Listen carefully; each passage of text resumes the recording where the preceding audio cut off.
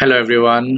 Friends, in this video I am going to discuss a very interesting topic for the students of class 11, and the title of the topic is a note making. This is very important topic, and from this topic you will get 8 marks directly. So topic is very important. तो क्या है इस video में हम बात करेंगे note making के ऊपर।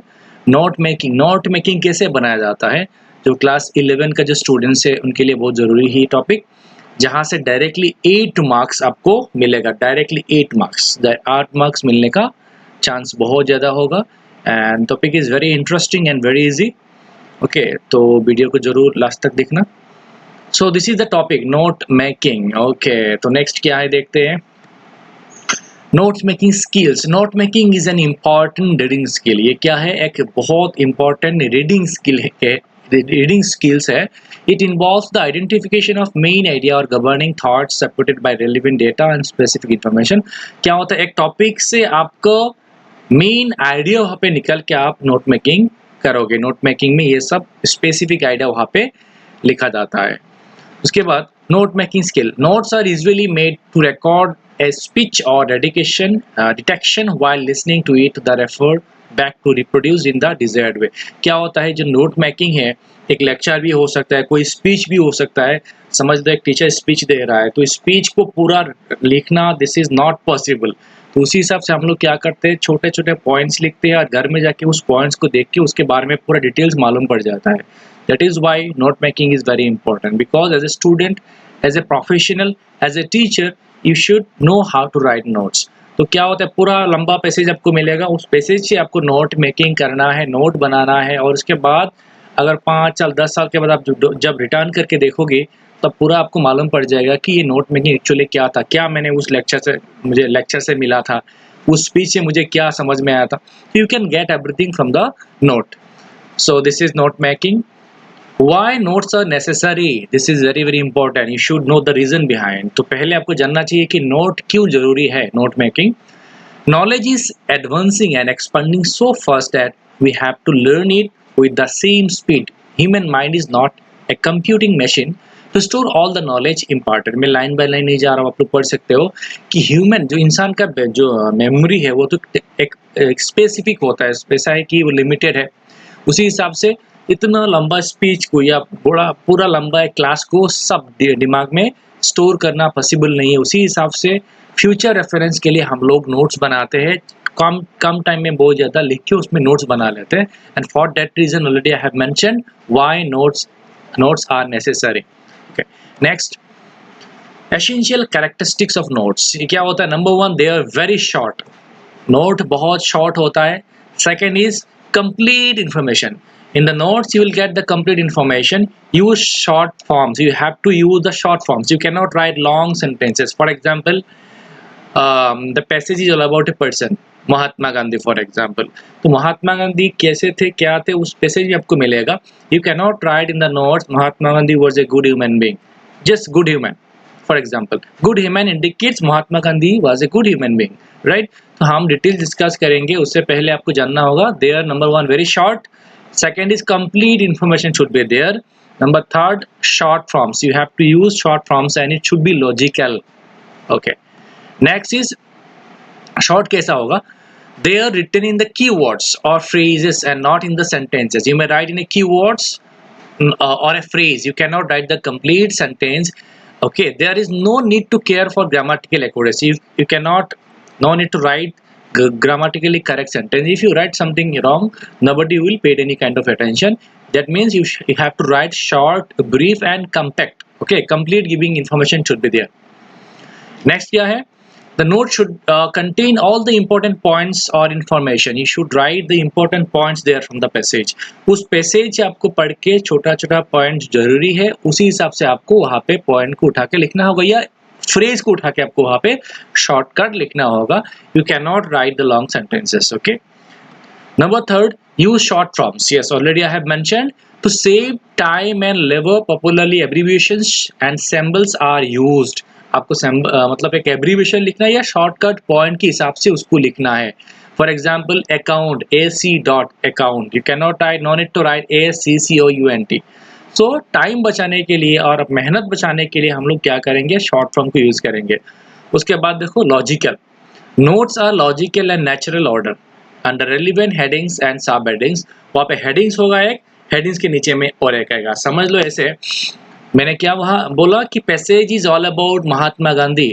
महात्मा Gandhi is the father of nation, everything will be there in the passage. सब पैसेज में मिलेगा कि महात्मा गांधी जीवन में क्या हुआ था, कैसे क्या वो लीडर हुआ, कैसे he became the hero of the nation, everything will be there. You just write from the passage. तो उससे पहले क्या करना होगा, you should know about the passage and you have to write one heading. Heading is the life of Mahatma Gandhi for example, ये passage के हिसाब से होगा। और उसके बाद पैसेज जो नीचे जाएंगे पढ़ के तो मिलेगा कि महात्मा गांधी के समझ लो चाइल्डहुड में क्या हुआ था, फिर एडल्टहुड में क्या हुआ था, फिर वो कैसे हीरो बना। तो एक सीक्वेंस वहाँ पे मेंटेन रहेगा। तो हम लोग पहले लिखेंगे heading, that will be the main title, second will be heading and again sub heading. Heading क्या होगा समझ लो, about his childhood, will write about his childhood. Sub heading will write in point wise. For example heading is number 1 तो हम लोग ए लिख सकते हैं सब हेडिंग पे। Will discuss in details how to write the heading and sub headings. Okay, second, how to make note. Before making notes, read the passage at least 3 times. You have to write, so you have to read thrice, at least 3 times for the passage. This helps the identifying the main points and other sub points and arranging them if necessary. Notes making is an essential the skill to put a great deal of information in a few words in an intelligible form and including all the essential points. So क्या करना है, the basic point is you have to read it 3 times minimum, then you can get the idea about the main points, sub points and all. Okay, 3 बार पढ़ के वहाँ पे क्या क्या main points है उसको आपको आइडेंटिफाई करना होगा। Okay, how to write a title or how to suggest a title.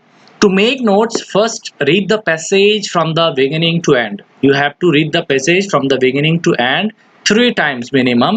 Try to find out what the passage deals with. आपको फाइंड करना होगा कि पैसेज किसके बारे में, किस चीज के लेके ये पैसेज है, और ये फाइंड आपको करना ही होगा। This will guide you suggest the title, और this reading will give you have to comprehend it, you have to understand it, the passage, and after that you have to find a title from the passage.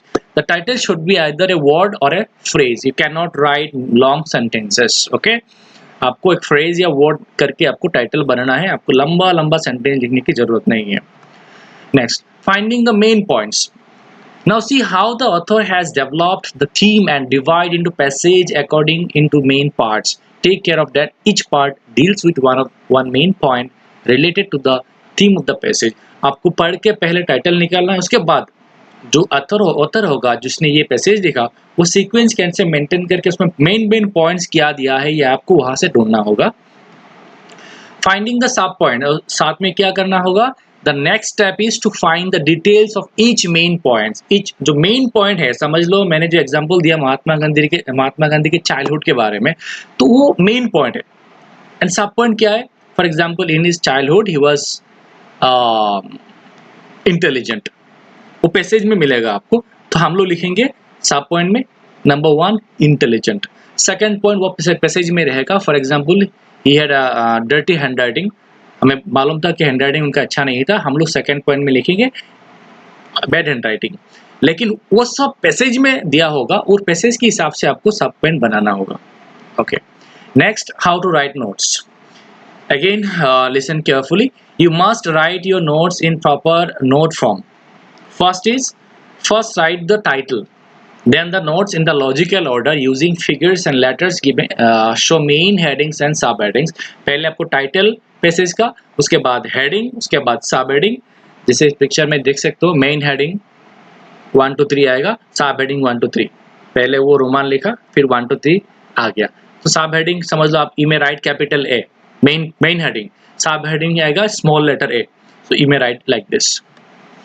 Remember, from the main heading to the sub heading the numbering should be spaced a little to the right, थोड़ा हटा के आपको लिखना होगा, example आपको मालूम हो जाएगा। Do not write your notes in a complete sentence. No need to write the long sentence or complete sentence. Use words or brief and clear phrases which may or may not be grammatically correct. Grammatically correct हो या नहीं हो उससे मतलब नहीं है. And use the abbreviations. These are very very important, and symbols also. So friends, this is an example. It's a question. Everything is there. The passage is all about a book. Anything printed and bound in book size can be called a book, but the quality or mind distinguishes the value of it. So this passage is all about a book. If I read the passage, it will take time. Video will become long. लंबा video हो जाएगा. तो आपको ये passage पढ़ना है. उस passage में डेफिनेटली बुक्स के वैल्यू के बारे में बोला गया. ठीक है. और उसके बाद हमने कैसे नोट्स बनाए आप देखो. Okay, format. Number one is the main title, TITLE, value of books. This is the full title of the note making. ये पूरा note making का टाइटल है. ये कहाँ से मिला? ये पैसेज को पढ़ के हमें मालूम हुआ कि value of books. Number two जो नेक्स्ट स्टेप जो है, ये आपका मेन पॉइंट वहां पे वीडियो में लिखा है. देखो मेन हेडिंग. मेन हेडिंग क्या है? Value of BKS. BKS means books. ACC means according to Anatole France. तो this is a person name, so you cannot write in abbreviation. तो उस मेन हेडिंग के नीचे में क्या आएगा? Not merely printed signs. Number 2, readers gives colors forms. These are sub points. मतलब पहले value of books के अंदर में क्या आया? 2 पॉइंट आया. सेकंड के नीचे में और 3 पॉइंट आया. तो ये सब हेडिंग्स. उसके बाद देखो again number 2 main heading books BKS books meant for DIFF मतलब डिफरेंट सेक्शंस. ये एब्रिविएशन डिफ यूज किया डिफरेंट टाइम बचाने के लिए. फिर क्या पॉइंट्स है? इंटेलेक्चुअल, हाउसवाइफ्स, फार्मर्स, फैक्ट्री वर्कर. तो ये जो मेन हेडिंग है वो आप कैपिटल ए दे सकते हो और नीचे में जो सब हेडिंग हो वो स्मॉल लेटर ए दे सकते हो, या आप इसी स्टाइल को फॉलो कर सकते हो. उसके बाद थर्ड देखो main points. Books are first GEN मतलब जनरेशन लर्नर्स. उसमें क्या आएगा? Challenges for the authors, teachers and publishers. ये सब पॉइंट बुक्स हेडिंग के अंदर. मतलब पैसेज पहले पढ़ के आपको टाइटल बनाना है और पहले फेज में क्या बोला ये है मेन पॉइंट. उस मेन पॉइंट के अंदर क्या क्या ये है सब पॉइंट शॉर्ट फॉर्म से हम लोग लिखेंगे. फिर सेकंड नीचे जाएंगे. इस पैसेज में क्या दिया गया? और एक हेडिंग्स मतलब मेन हेडिंग होगा. उसके बाद सब हेडिंग क्या आएगा? उस पैसेज के हिसाब से हम लोग सब हेडिंग ढूंढेंगे और लिखेंगे. तो उसी हिसाब से 3-4 ऐसा भी हो सकता है, कभी 2 से खत्म हो सकता है, कभी 3-4 ऐसा हो सकता है. उसके बाद जो एब्रिविएशन आपने यूज किया वो आपको नीचे में लिखना होगा. नहीं तो समझ लो आपने ये नोट्स बनाया आज, 10 साल के बाद क्या एब्रिविएशन वो FIST मतलब क्या था, BKS का मतलब क्या था, ये आपको शायद भूल जाओगे आप. इसी वजह से to remember this things for permanent you have to write the abbreviation that you used in the note making. आपने जो यूज किया नोट मेकिंग में उसको नीचे में लिख के देना होगा कि की टू एब्रिविएशंस यूज्ड, और ये में राइट एब्रिविएशन यूज्ड.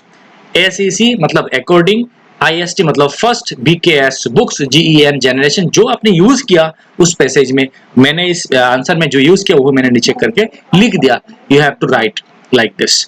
ओके, तो ये है note making. For this question you will get 5 marks. आपको 5 मार्क मिलेगा.